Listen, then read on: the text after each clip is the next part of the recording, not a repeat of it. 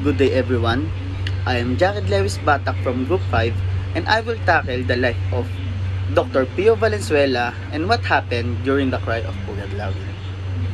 The Cry of Pugadlawin was the beginning of the Philippine Revolution against the Spanish Empire. At the close of August 1896, members of the Katipunan Secret Society led by Andres Bonifacio rose up and revolt somewhere in area referred to Caloocan. Wider than the jurisdiction of present-day Caloocan, which may have overlapped into present-day Quezon City. Originally, the term cry referred to the first clash between Katipuneros and the Guardia Civil. The cry also refers to the tearing up of cedulas in defiance of their allegiance to Spain. The inscriptions of Viva la Independencia Filipina can also be referred as term for the cry. This was literally accompanied by patriotic shouts. Because of competing account and ambiguity of the place where this event took place, the exact date and place of the cry is in contention. From 1908 until 1963, the official stance was the cry occurred on August 26 in Balintawak.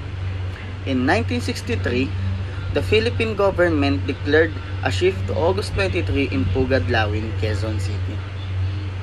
Now let's talk about the life of Dr. Pio Valenzuela when he was born and when he was died.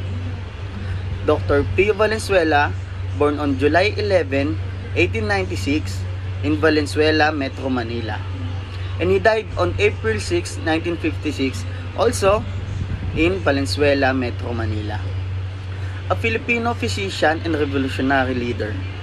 At the age of 23, he joined the Society of Katipunan, a movement which sought the independence of the Philippines from Spanish colonial rule and started the Philippine Revolution.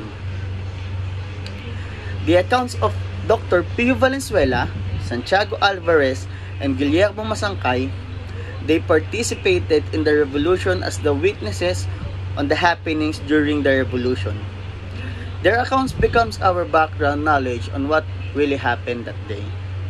In his first version, he told that the prime staging point of the cry was in Balintawak, Quezon City on Wednesday of August 26, 1896. He held this account when the happenings or events are still vivid in his memory. Dr. Pio Valenzuela wrote a book entitled Dr. Pio Valenzuela and the Katipunan, published by the National Historic Institute in 1992 and revised in 1996.